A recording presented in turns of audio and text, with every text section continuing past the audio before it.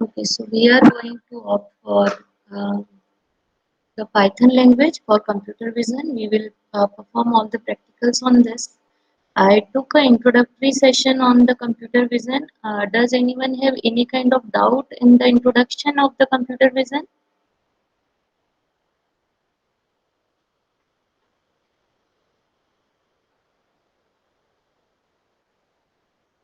Any doubt?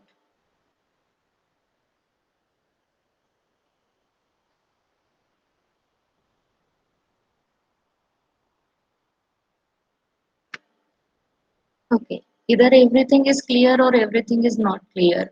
What is the case with you all? Just respond in chat box.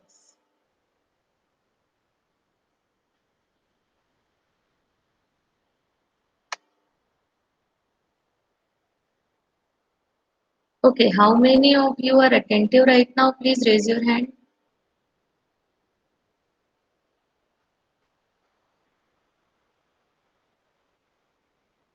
Good, Swara, Gaurang, Dhruv, Ronak, Forum, Pahel, Devang. Very good. Shreya, Shyam Kumar. Okay. So, was the computer vision clear to you? Why are we studying this particular subject?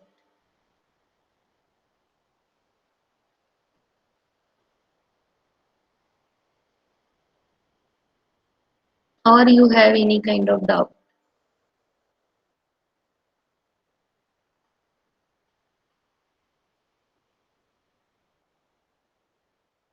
Okay, I want the responses, please. Shreya,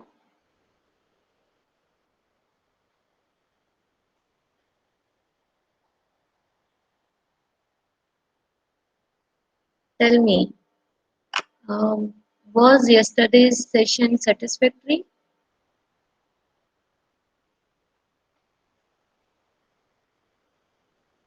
Okay. Any doubts?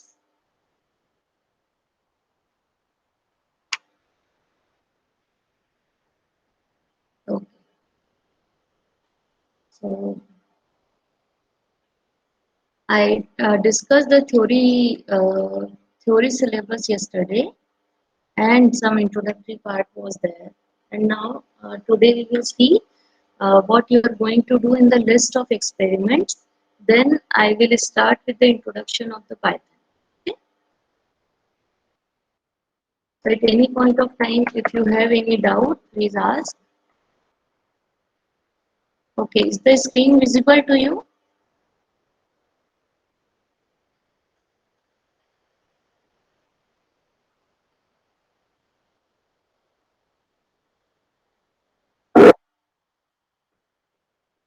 Yes, Swara?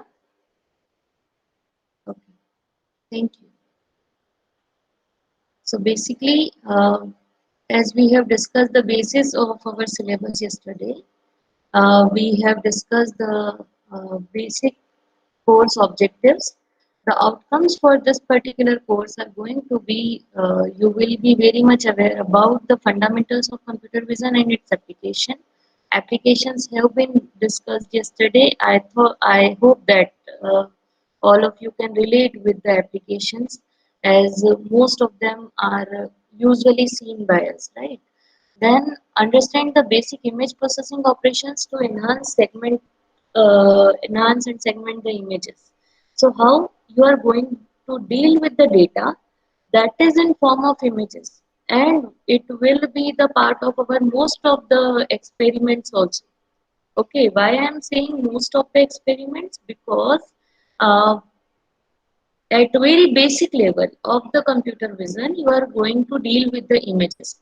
And when we are trying to deal with the images, it is not only confined to the reading of the image or just taking out some of the features out of it. It is there are much more functions that can be applied on the images. Once you are very much aware about how to deal with the images, then we will move on with the video kind of inputs. Okay, will that be comfortable with you all? Okay, these are the weightages of the marks.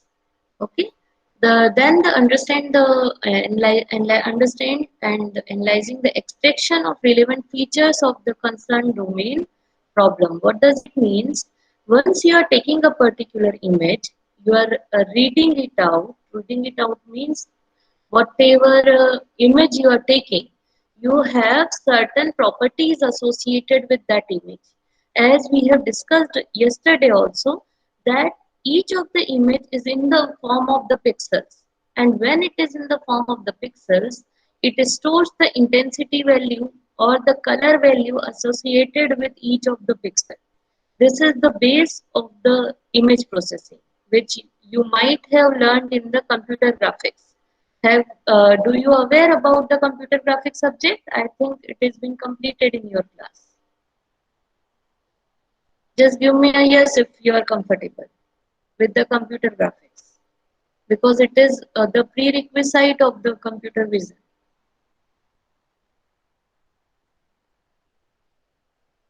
Friends, tell me. Okay, Dhruv, CGM kind of subject you have read or not?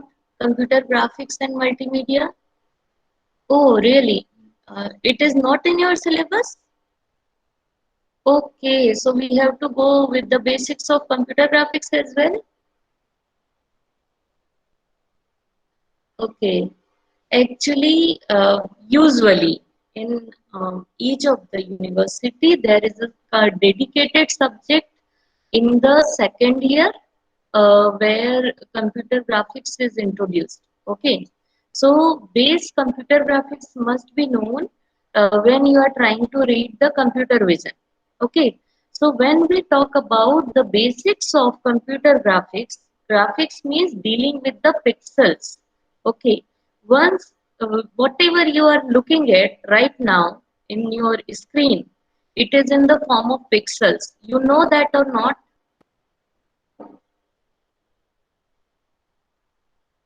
Just tell me, do you know what is pixel?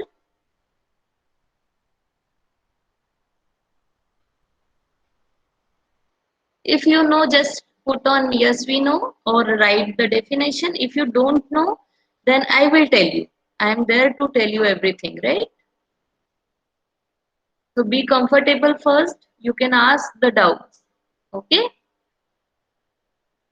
Tell me, do you know what is pixel?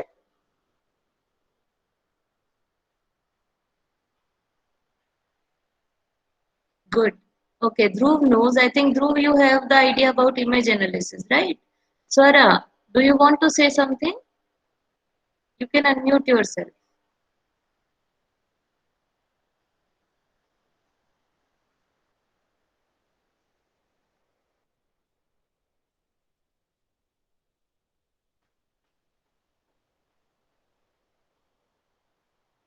Yes, Swara, 21 has raised hand. Okay, please lower down. Yes, digital image? No.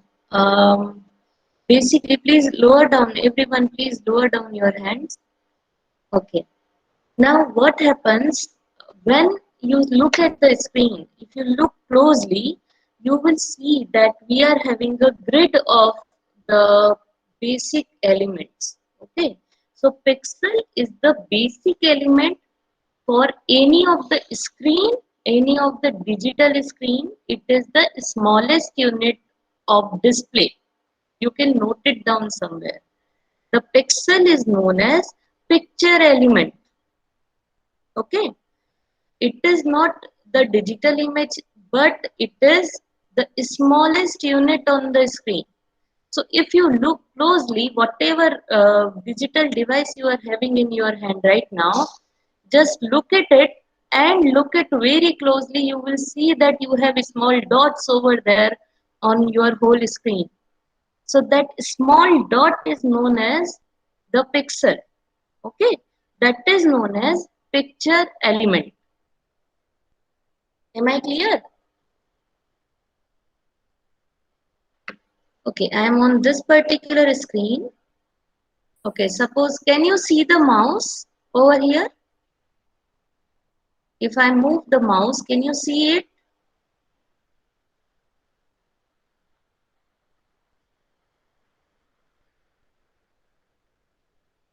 Okay.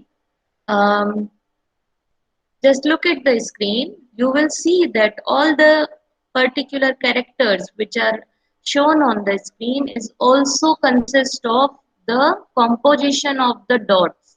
Okay. So that particular dot is known as the picture element, that is the pixel. This is the first information you must have, that what a pixel is. So your complete screen and each of the picture that you are looking at is made up of the pixel. Okay, pixel. Okay, so every of the image is consisting of the pixel. Now what is pixel? Picture element, single unit on the screen, that is the smallest unit of the display system. Okay, so you have various kind of display systems, and of those display system, a single unit, the smallest unit, nothing is smaller than a pixel. Okay, now do you know what is resolution?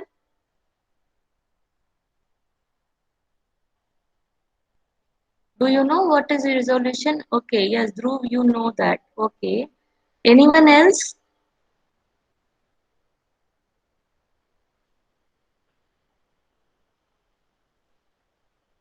Okay, if you don't know, just put on a no so that I can say that yes, you are listening to me and you are getting what I'm trying to tell you.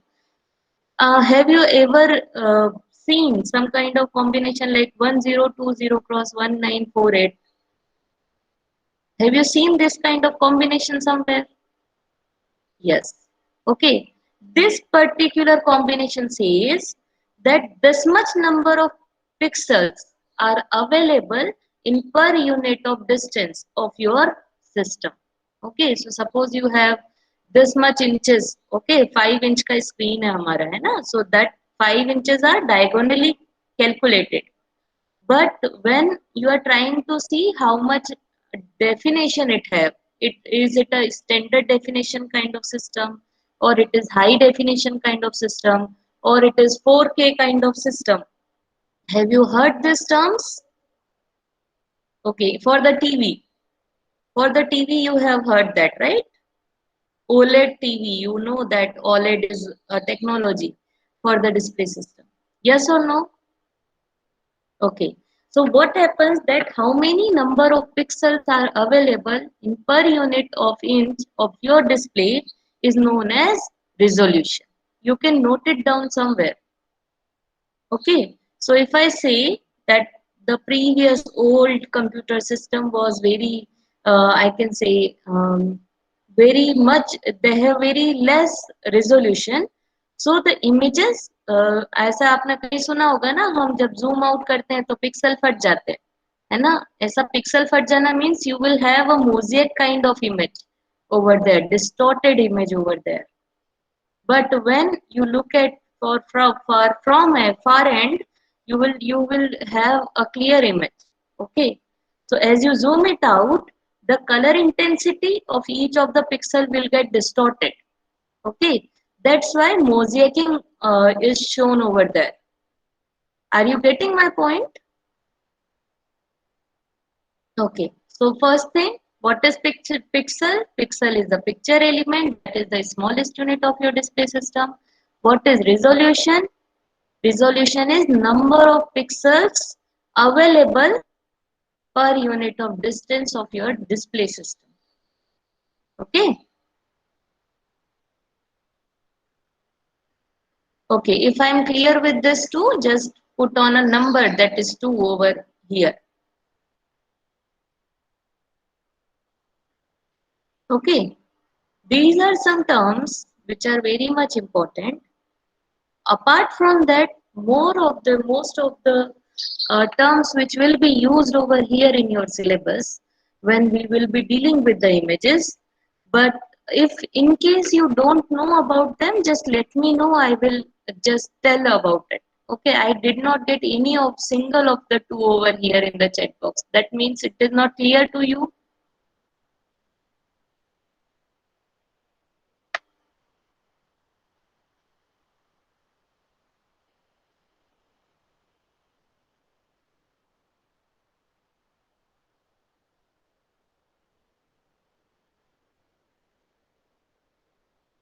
Okay.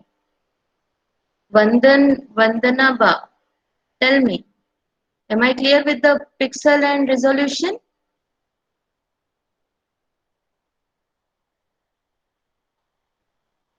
Okay, thank you so much, Peter. So now move on to the list of experiments and then we will move on with the introduction of the Python as we are going to do all the practicals in the Python itself. Okay, so will that be fine? Okay. So basically the first experiment that we are going to do from the next lab, uh, the first one is the image processing operation. How you are going to actually the installation. I'm going to give you the installation instructions today only. You will install the Python and then you will have to read the image. You will write the image, means some of the adjustment in the images are going to be done, some alteration are going to be done, then you will save that image. Okay, so that is writing the image, conversion of the images and complement of an image. So these are the various basic functions which you are going to perform in your first lab. Okay, then in the second lab, we are going to have the contrast adjustment of an image. That histogram processing and equalization are going to be done. So histogram function we are going to see in the uh, second experiment. Okay. So in the contrast adjustment, we will see that how you are going to have the RGB kind of combination of your image. Do you know how the each of the image is made up in the system? Do you know the RGB color model? Just put on yes or no. Okay. Yes, Dhruv, I know that. I think you might have done some kind of image processing course. Am I right? Certification or something. Okay. Then do you have the interest in image processing?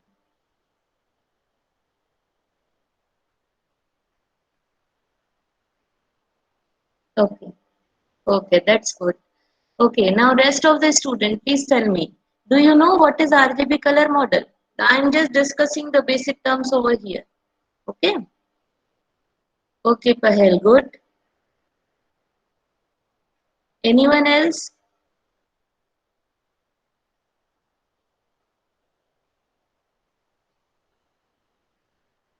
Okay.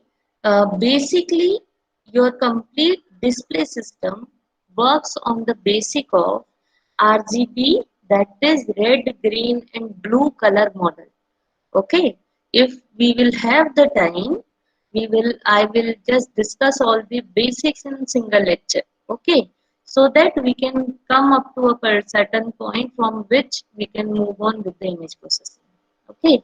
So basically RGB is the pixel values and those pixel values are set in the way that it will give you the combination of different colors by giving out some 0 1 binary kind of value. Okay, so if you require, I can explain it even right now. But if you say that just discuss the list of experiment, then I will be fine with that also. Tell me, but do it fast. Okay,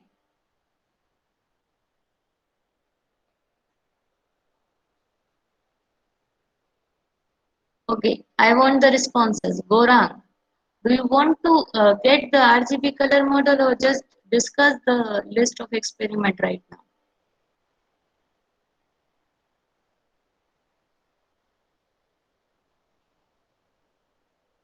Yes, for what?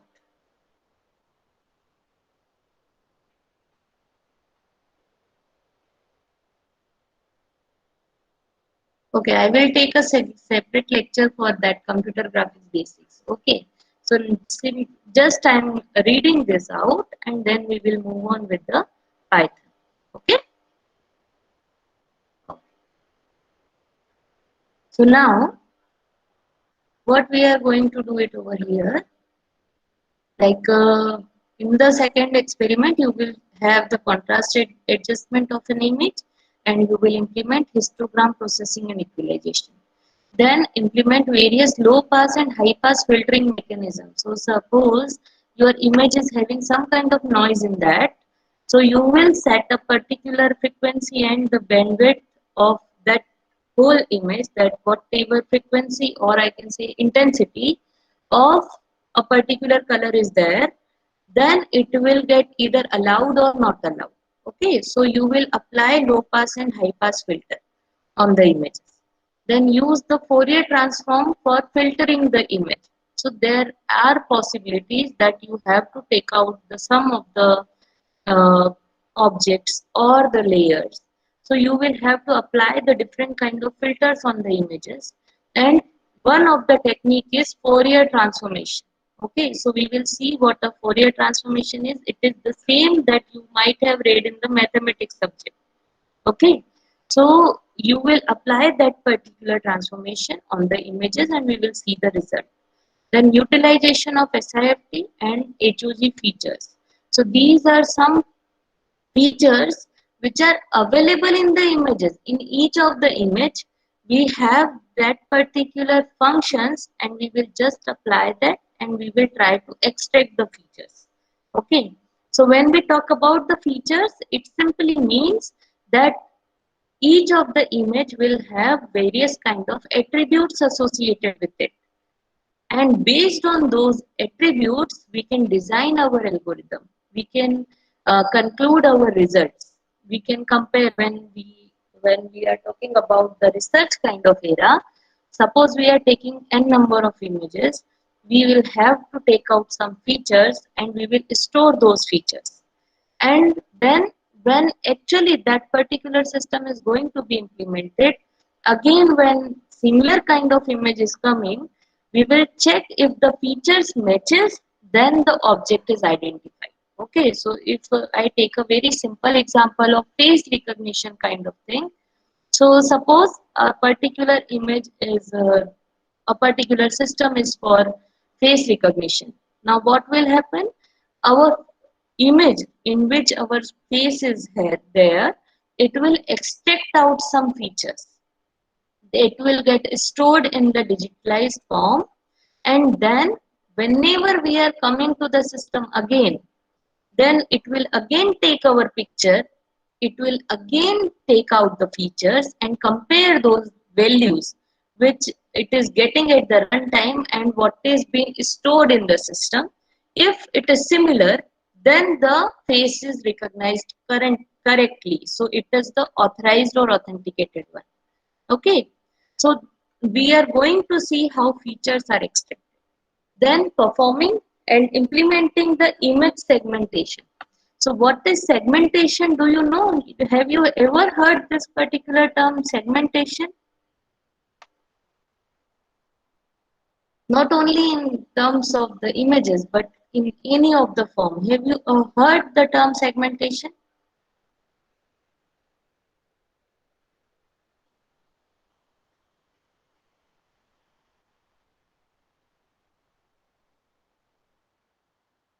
Okay, just put on no if you don't know.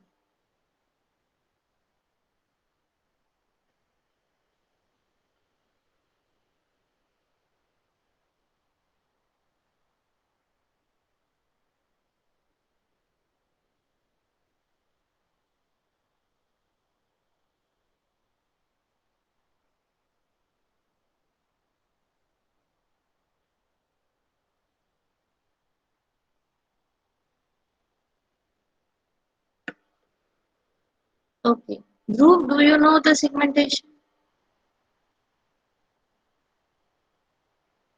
If I don't get any kind of response, then I am thinking like you are not listening to me. Okay, Vandana Ba. You know what is segmentation?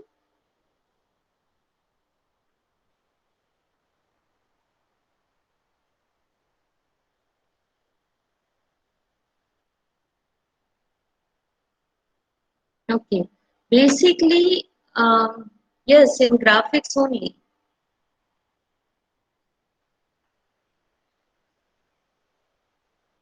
Basically, what happens that your image. will have different kind of segments associated with it. Okay, so suppose just I took a particular example yesterday, if you have seen that there were reasons given over there, na? Reason 1, reason 2, reason 3, reason 4. So similar kind of intensities are collectively taken as a single reason. So we are creating the segments of the whole image, and we will see that how this segment means how many segments can be created from a single image. Okay, so how you are going to do it, we will see in the practical number 6. Then the next one is performing and implementing the image segmentation, then implement optical flow computation algorithm. So this is one of the algorithm which is used for the we can say the basic computation in the image. Okay, basic computation in the image means simply you are going to have the I can say particular features are basically expected, then a complete flow of system is going to be created, and you will try to implement that particular complete flow by using the processor that is programmed.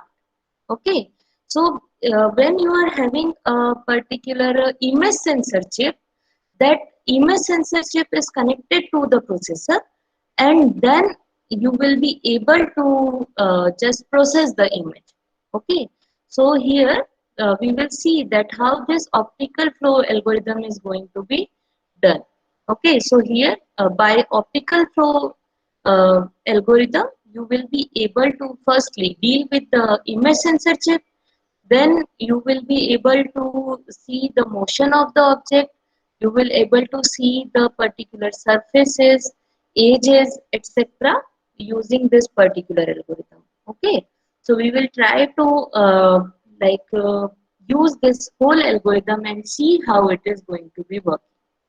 Then the next one is demonstrate the use of optical flow in any image processing application. Just as I told you that you are going to use image sensor chip over there, you will see how it is going to deal with the processor, and then we will demonstrate that how this all the features that just I told you, it is going to be done in the image processing application.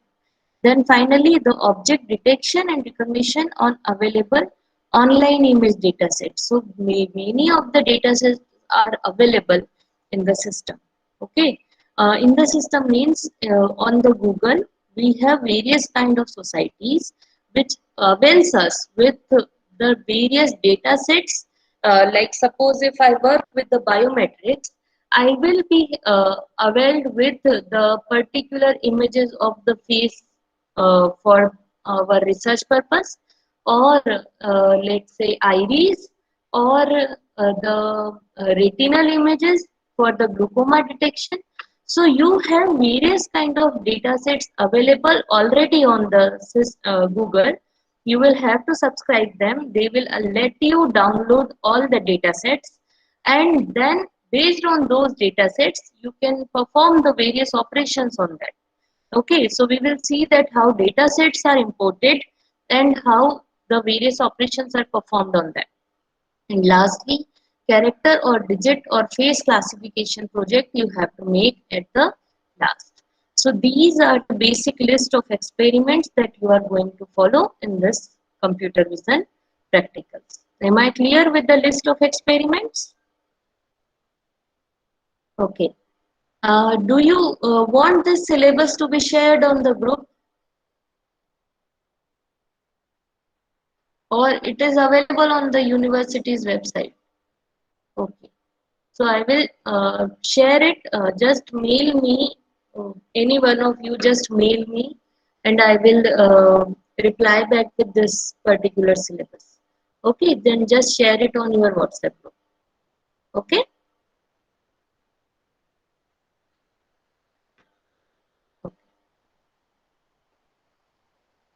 Now I will move on with the presentation.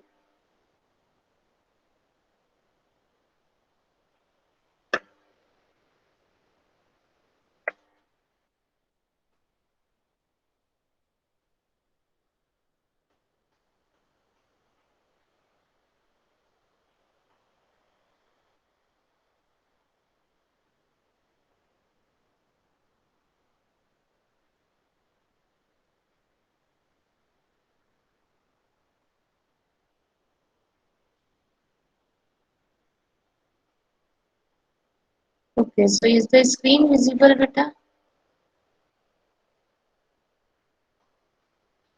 Okay, this is your lab number 1. We are going to discuss the Python over here. Is it visible? Just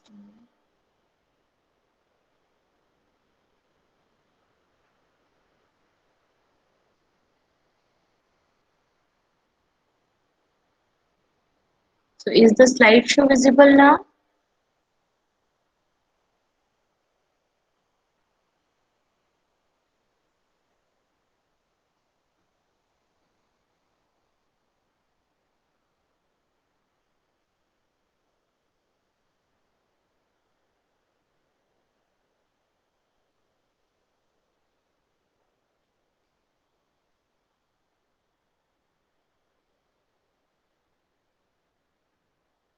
Okay, is it visible now?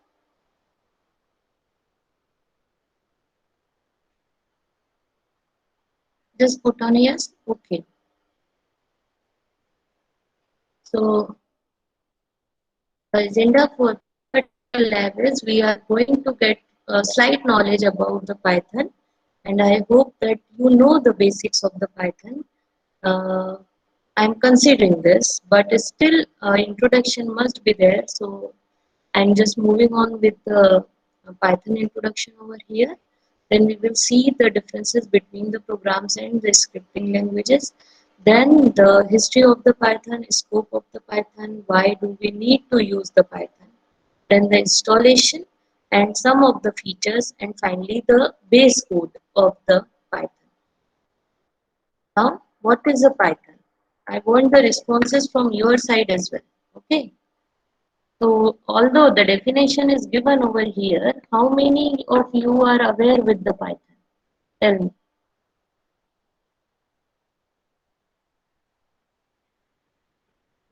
Have you ever worked on the Python language?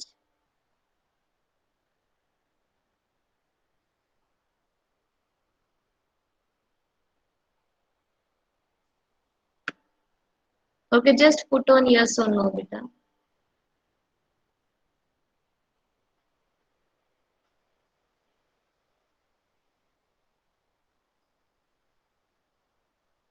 Okay, if you don't respond me, then how will I get to know that? Okay, uh, never ever worked. Okay, okay, so fine, fine. So let me tell you, Python is basically a general purpose programming language. Means just like any of the language which provides you different kind of tools to work with various kind of applications. So this is a general purpose programming language where you can go for the base mathematical functions, you can go for the metric calculations, you can go for all the advanced mathematical calculations, or you can go for the signal processing, you can go for the image calculation, you can go for the data manipulation and complete database management system kind of thing. Okay, so this is basically a tool, but it is very general purpose. Means image processing can also be done. The practicals of with videos can also be done. The results can be generated from the data set that you have stored in the system. You can have the graphical representation and analysis to be done by using the Python. Okay, so basically it mostly gives you all the tools which allows you to perform various kind of tasks. Okay, so this is a complete collection of all the required functions to perform in any domain. Okay, um, as I go for machine learning or let's say artificial intelligence or data mining, I am allowed to work it with the Python language. So Python is a very powerful programming language. Okay. Now, this is a general purpose programming language that is often applied in scripting rules. Okay, it is often, but it provides you the complete solutions also. Okay, so Python is a programming language that programming language as well as the scripting language, as I told you. You know what a scripting language is?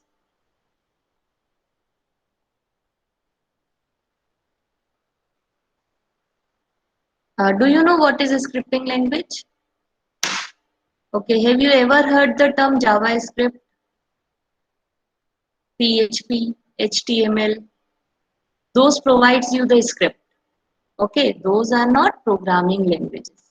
Okay, so they give you a particular piece of code that can be used to validate it, that can give you the user and interaction. Okay, so programming language allows you to completely deal with the processor.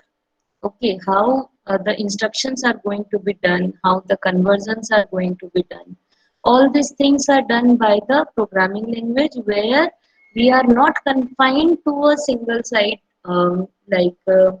either dealing with the client side or dealing with the server side, but you are giving out a complete solution. Okay, so those are the programming language. But what happens with the scripting language that you usually give the basic script, or we can say the basic way how the look and feel of the system is going to be done. Okay, if you provide the login code using the JavaScript, so login code have a certain format where you have to put on the user ID and the password and the validation is going to be done. Once it is done at the client end, then the request will go to the server. The cross-checking will be done, authentication will be performed, and a response will be generated. Okay, so we have different kind of scripting languages either for the client side or for the server side, like PHP. Have you ever heard PHP? What is PHP? Server side scripting language. Okay, so all the codes that is to be done at the server side will be done by the PHP. Okay, so scripting language have their limited scope of work, but programming language have a higher scope of work. Then Python is also called as interpreted language. Do you know what is interpreted language? Okay, I'm trying to clear all the concepts, all the terms that we are getting over here. Python is also called as the interpreted language. What do you mean by that? Okay, does that mean that we are going to have one line by line compilation?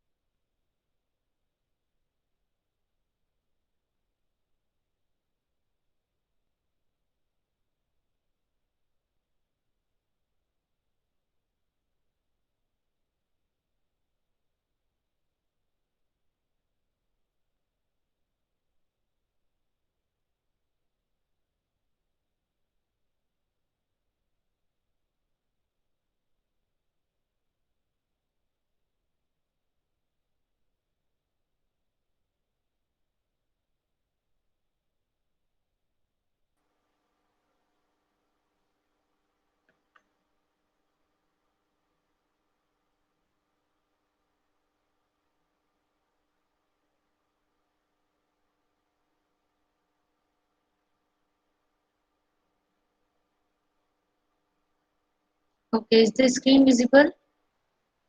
There were some connection issue over here. Okay. So we will see that it is an interpreted language, and as basically it provides us the platform independency. And whenever we are trying to say any of the language as the interpreted language, it simply means that you are going to have intermediate code generated from the source code that you are having with you, and that particular source code will get converted into the object code that is the intermediate language code, and it will be compatible with any of the system. Okay, so your complete source code will be um, just computed, just translated into some of the standard language so that it can be run on any other machine. Okay, then the next one is the differences between the programs pro and script language. So basically, you know that programs are executed. So that is source has to be compiled, and the result of that compilation is expected. What happens with the scripting? That it is an interpreted language. So you will write a script code that is the scripting language, and it is nothing but a type of programming language which can write code to control another software applications. So you will have to deal with a very limited scope of the work. A program in general is a sequence of instruction written so that computer can perform certain tasks.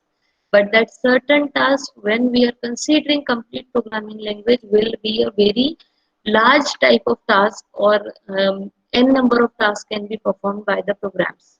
But what happens with the scripting language, that you have the limited number of functions that can be done by using the scripting language.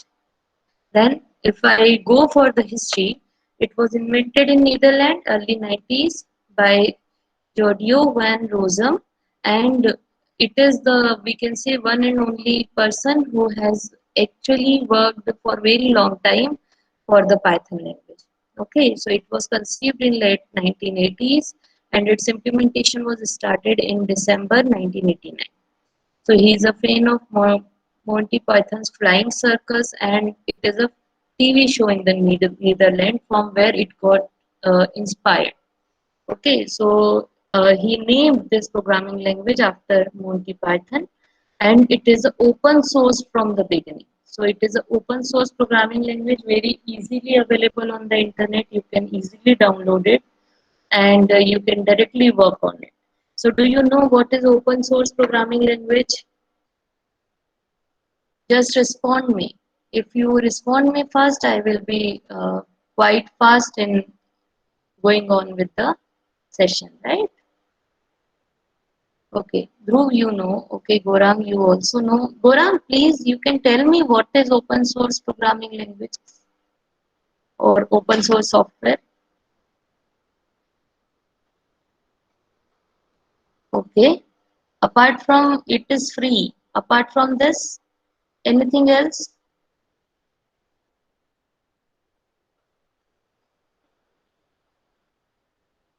Okay, anyone else?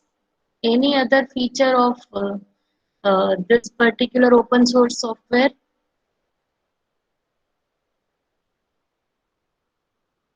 Take 1 minute. I will just let you know.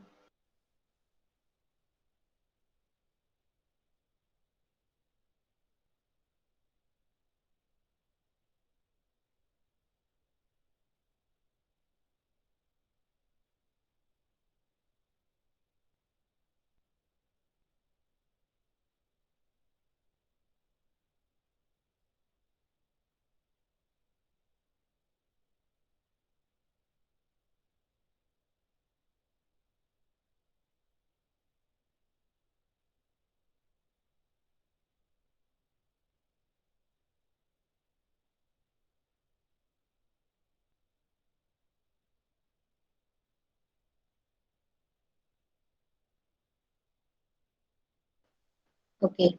So basically, whatever open source softwares are, definitely it is free to use. But what happens that suppose you are a programmer, you are a very good programmer, and you have certain suggestions that can we update this particular module, can we update this particular functionality, or can we add on some attributes in any of the functions. Okay, so you can give out the suggestions. So open source means its whole source code is available for all. Not only that, you are also a part of development of any of the open source software. So suppose you are using the Python and you are at a particular module and you are being a programmer feeling like that this particular thing has to be updated. Then what you will do, you will go on the portal of this particular software which is open source. You will generate a flag over there. You will put on your query and your suggestion. Then their technical team will work on your suggestion, and if it is compatible, it will get implemented on actual software.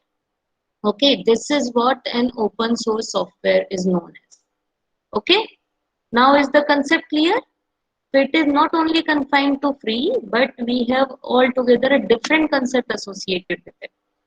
Okay, now the next one, scope of the Python. So these are the various scopes, like in the science bioinformatics, as I told you, like suppose if I want to have the glaucoma detection, like glaucoma is a particular eye condition where pressure increases in the eyeball and vision loss is due to diabetes. Okay, so this is one of the example, but iris recognition, face recognition, palm recognition, fingerprint recognition. Okay, so these are some of the uh, I can say scope of the particular Python language. So you can deal with all kind of data sets over here. Then the system administration, it can work with the Unix. You can put on the web logics, web spares, and web application development can also be done over there. You can apply the CGI, Java and Python combination, servlets, and testing scripts can also be developed in the Python.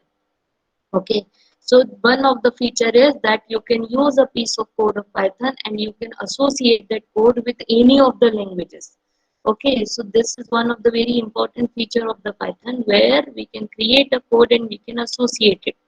Okay, why do people use the Python? So basically, there are these particular features which has to be used, like Python is object oriented. You know that what object oriented approaches are. So we are going to create the structures which supports all the features of object orientation. So polymorphism, operation overloading, multiple inheritance, and all the features of object oriented are implemented over here. Then identification is done. So identification means you will allow to either display any system, any of the input at any point of time onto your console, or you can just save that particular data into the system without visible on the screen. Okay, so whenever required, you can perform the indentation over there. It is free, open source. Downloading and installing of Python is free, and easily source code is easily accessible. Then it is powerful. Why it is powerful? Because it is compatible with most of the languages.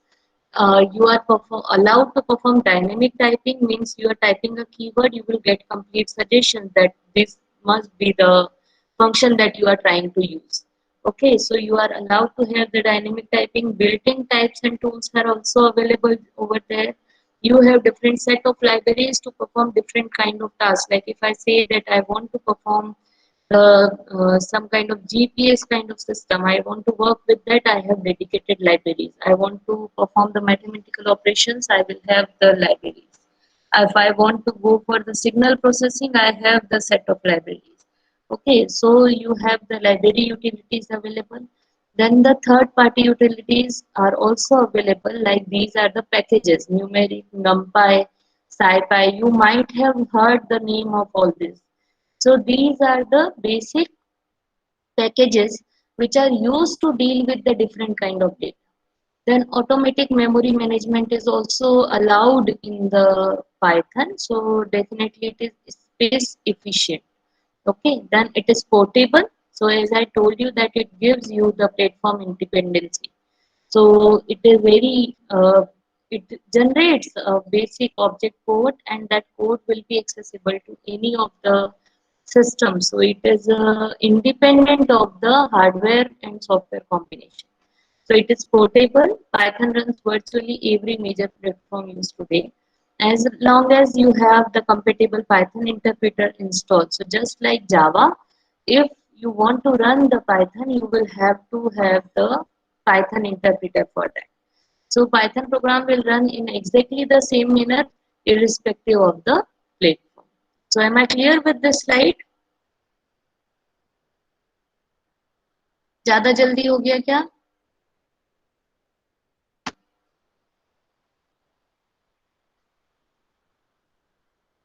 Okay, Gorang, Swara, Ronak. Okay, are you all comfortable with this? Okay, okay. Now moving on to the next slide. So it is mixable, as I told you that this particular piece of code which is generated in Python can be linked to other languages as well. So you will have to simply import those Python codes and in any of the language. Suppose I am working with R, and in R language I have a piece of code, but I think at a particular time that this particular machine learning code will work very fine in the Python. So I can completely run the code in the Python and then import it into the R code. Okay, so it can be linked together. Then linking to fast compiled code is useful to computationally intensive problems. Just not we are confined to the base problems, but highly computational problems can also be done very easily in the Python. Then Python or C integration is quite common. So this is one of the example of how you can combine or integrate two languages together. Now it's easy to use as no intermediate compile and link steps, just as in C and C++. So it is definitely easy to use because just like Java, you have a Java virtual machine for that. I hope you know what JVM is. Just put on a yes if you know what JVM is. You have worked with the Java, right?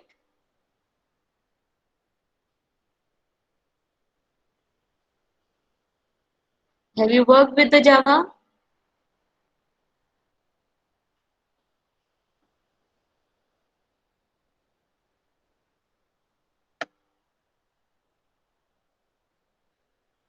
Okay, just put on a yes or no. If you have not worked, then that is fine. Okay, Nikhil, जावा के साथ काम नहीं किया आप लोगों ने? JVM, do you know what is JVM? I have used this term so okay for so much time. Okay, Nikhil, you can work with the Java at your home using the internet. Okay, so lockdown doesn't matter in Java. Yes, Java Virtual Machine basically provides you the environment to run any of the Java code. So it provides you the compilation, it provides you the creation of the object code and the compatibility with the rest of the systems, right?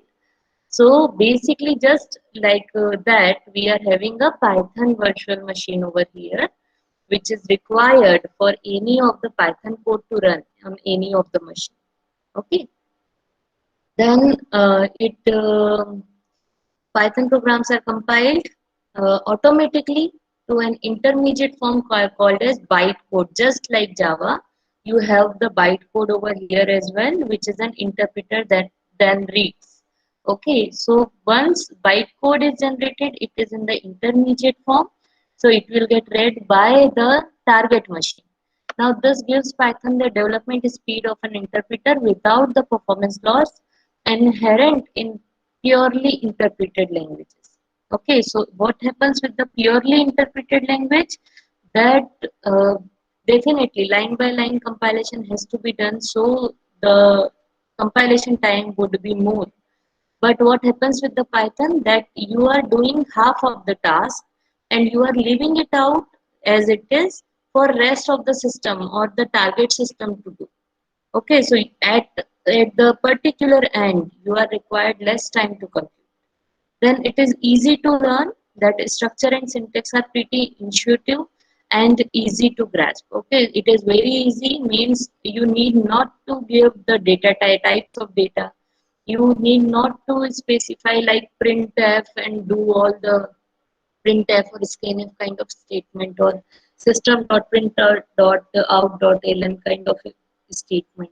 This kind of statements are not required in the Python. Okay, so basically, when you are trying to install the Python, you are if you are using Unix system or Linux system or Mac OS, it is already pre-installed. But when you are using Windows operating system, you can download this particular uh, software from this site. Please note it down: www.python.org/downloads. You can select a particular version. You can give out for the combination like 32-bit or 64-bit or whatever combination, hardware combination your system is having, and then you can download the APK file for that. So from the above link, download the latest version of Python, IDE, and install. So recent version is 3.4.1. Okay, but most of them uses 2.7.7 only. So it is having certain features which are compatible with most of the systems. So user usually use this, but we can go for 3.4.1 as well. Okay, have you noted the website? Okay. After installation, this image is not visible right now clearly, but you have the menu button, and on the menu button, you are going to click on the Python 2.7, and then you will select the Python command line operation over there.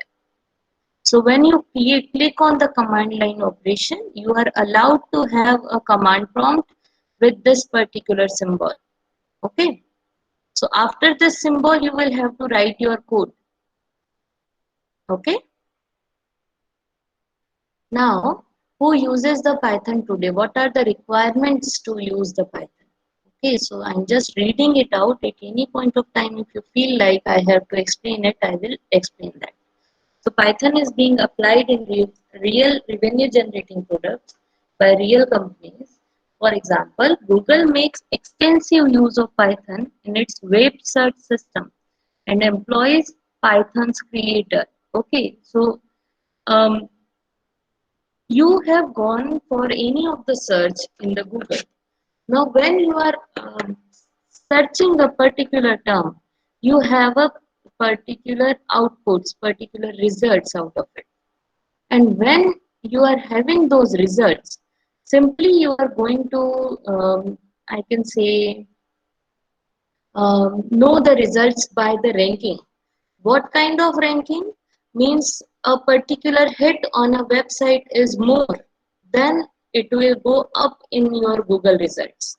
Okay, so suppose you are having a keyword search, it will Google will first check in your cache.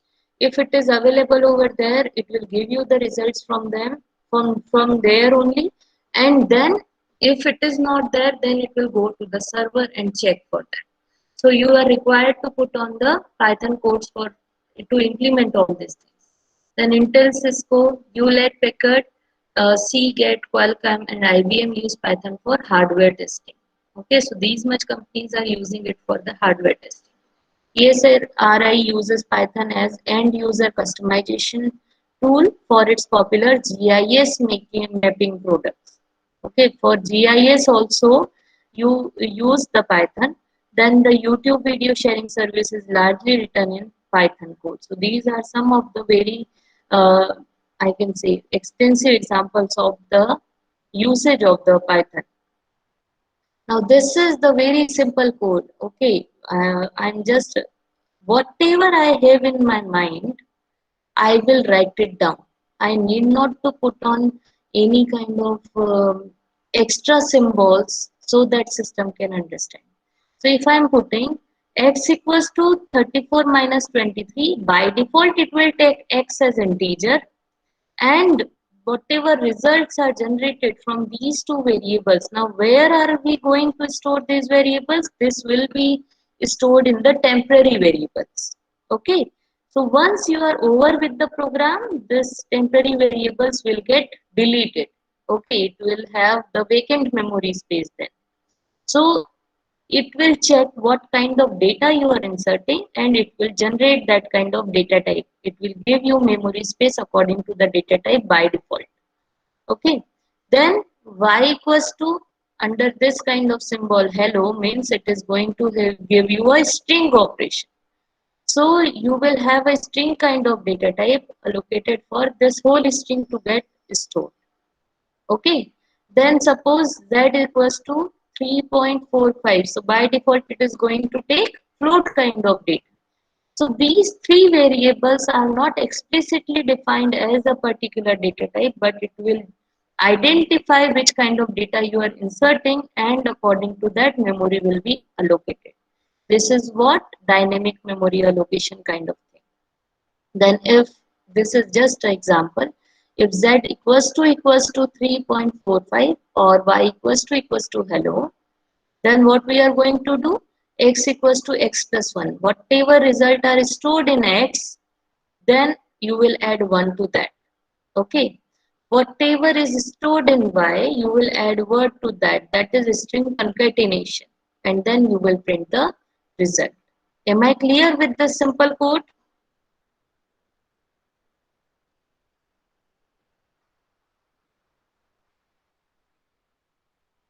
Okay. Ronak, am I clear with the code?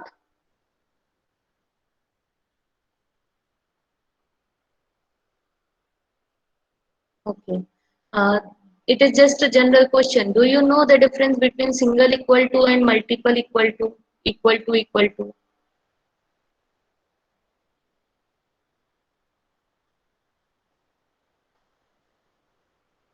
Swara, do you know the difference between the equal to, simple equal, single equal to and double equal to?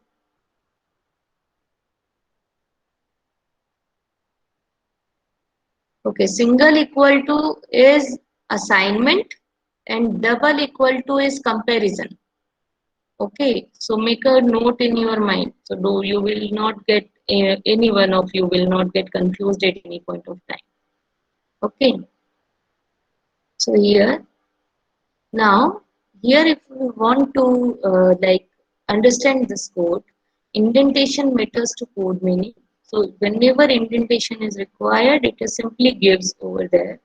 Block structure indicated by the indentation means suppose a particular block is given, you will give out some space from very left hand.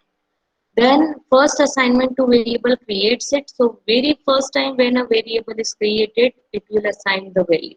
Variable types don't need to be declared. I just discussed this point. Python figures out the variable type on its own. Then assignment is equal to and comparison is equal to equal to. Okay. For the numbers, all these operations are expected, are as expected. So if you write plus, minus, star, oblique or percentage, you will get the results accordingly.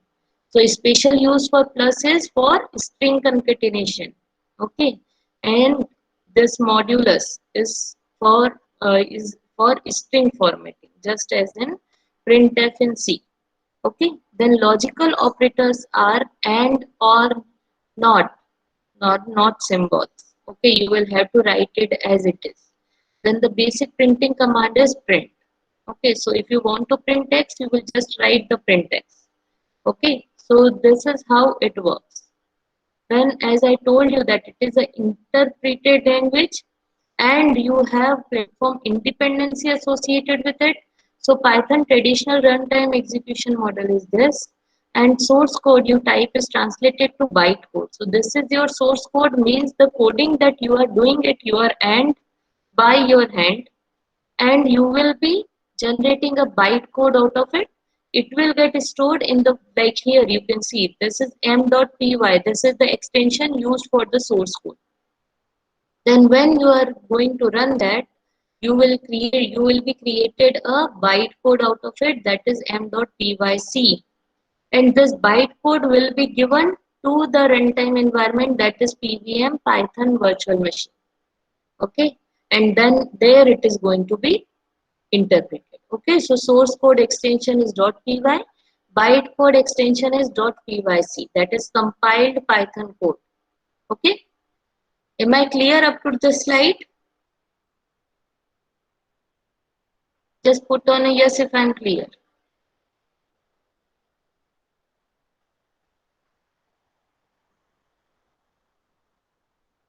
Okay, thank you, beta. Now we are just about to rest our lecture now. Just I think this is the last slide or second last slide. Okay, so once you are inside the Python interpreter, means you were up to a level where command line was given, है ना? Here, यहाँ तक you have done up to this point. You will be at the command prompt. Then what you are going to do? Either you will make a simple program, or you are going to simply do this kind of single statement executions. Okay, so this is the command prompt. Whatever you write over here, it will get stored or printed or computed according to your need. So suppose if I write print in the single inverted comma, you will write hello world. So it will get printed as it is. Okay, relevant output is displayed on subsequent line without this. So if this is your execution line where you are trying to execute something, you will get the result just after that. Okay, so if I execute print hello world, the hello word will be printed just after that. Similarly, x equals to, you are trying to put on a vector over here, 0, 1, 2. So these three values are going to be stored in x. Okay, now it is not displayed on the screen. Okay, this is to store the data into the variable. Now suppose in the next line you are trying to see that what value is being stored. So you will just put on the name of the variable and press enter. As you press enter, the result will be displayed. Okay, so if the quantity is stored in the memory, typing its name will display it. So you are not required to write print x all the time. You can directly write the x and it will get displayed. And you can even compute without assigning a single variable, just like your calculator. So you can just put 2 plus 3 and enter and you will get the result. So all these things are stored in the temporary variable over there. Okay, so this is all about today's lecture. Any of the doubt if you have, please tell me.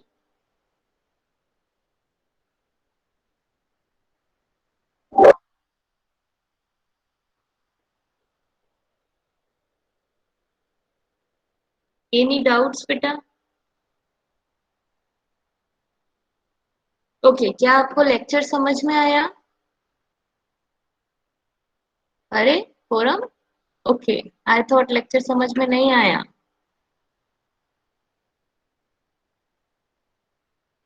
Okay, rest of the students, was that comfortable with you all?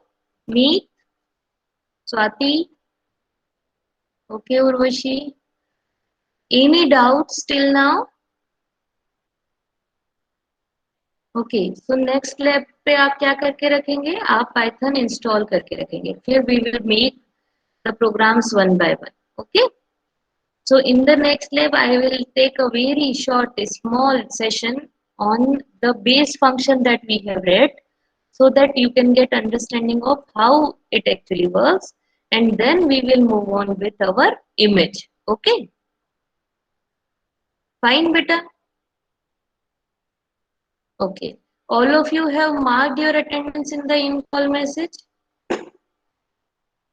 जिसने भी नहीं किया है please अभी mark करो फटाफट your enrolment number and name.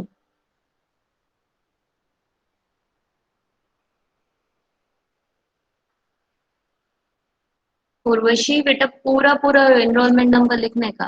Roll number छोटा है क्या आप लोगों का? एनरोलमेंट नंबर बहुत बड़ा है ना.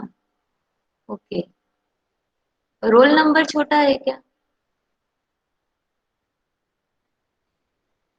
आप लोगों को याद है पूरा एनरोलमेंट नंबर? तो फिर एनरोलमेंट नंबर एंड नेम लिखोगे. Okay, it will be easier for me to track down it. Okay, taking the attendance. Okay बेटा, ओके. Okay okay Nikhil. सो जिसने भी अटेंडेंस मार्क कर दिया है and do not have any kind of query, you can leave the class. Thank you so much.